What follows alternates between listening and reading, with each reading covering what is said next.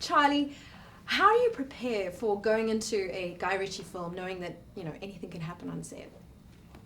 Just try to do your homework as you would any other film and be prepared that you're going to have to throw it all out of the window and go back to the drawing board and trust Guy. When he throws the level of curveball that Guy is capable of throwing at you, there's nothing to be done in that moment other than to completely trust him and surrender to the process. And so, you have to really like a filmmaker to give him that much trust, And I think that I do like Guy enough. We'll see. I haven't seen the film yet, but hopefully that wasn't misplaced trust. And you, Hugh? Yeah, it was the same answer really. Just be ready for landmines. You play a completely different character to what we've seen you before. I mean, was that something easy for you to get into? I imagine the costumes helped? The costume? Yes, costumes always help. Yeah, but I do, I know some of these private investigators who work for big tabloid papers. I had some lunches with them and things rubbed off, even if it was a jacket or a pair of glasses or a little bit of a tone of voice. Yeah. And a specific accent as well. Yeah, when I say tone of voice, I think that's what I mean. Yeah. And learning the lines for a Guy Ritchie film, I mean, how do you prepare for that, knowing that you can't just say them anyway, I guess? I mean, there's very colourful lines of dialogue. Well, spending a lot of time with Guy helps a lot with that. Guy, sort of speaks the way he writes often. And so, it can be quite infectious and you get sort of that rhythm playing with him a lot. You don't want to get too, like we said earlier, you don't want to get too married to the lines because he'll often do some pretty dramatic rewriting on the day.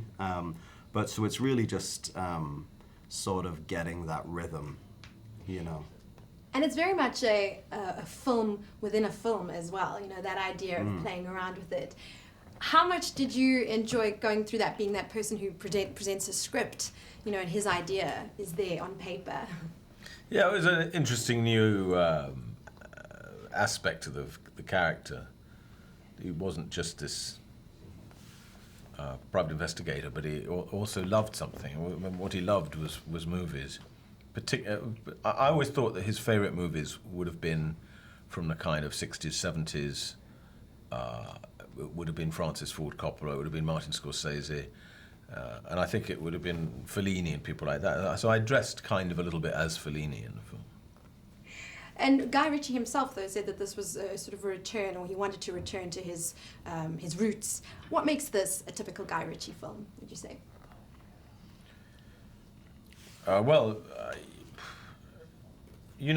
whatever reason, I don't really know why Guy makes films about London gangsters. Why does Guy make films about London gangsters? I think he's fascinated by it. I think that it was something in his childhood that's a grand departure from actually the experience he had of growing up. But for some reason that specifically London, but underworld and criminality just seemed like a flame that he was a moth to. He loves it. He likes talking about these things, and he really is a gentleman. He doesn't live that sort of lifestyle or associate with those type of people, it doesn't seem like, in his real life, but in terms of just something that captures his imagination and is a world that he wants to keep exploring in his movies, it seems to not have waned at all. It just seems like he's really just turned on by setting stories, against that backdrop. Well, it's a lot of fun, so thank you so much. Really enjoyed that. Sweet Mary Jane is my bicycle. 400 million is a fair to generous asking price. マリファナ王の引退を合図に群がり始める一流のワルたち。ロンドン暗黒街の覇権をめぐるクセ者たちの騙し合い。Gentlemen. I forgot to wash my hands.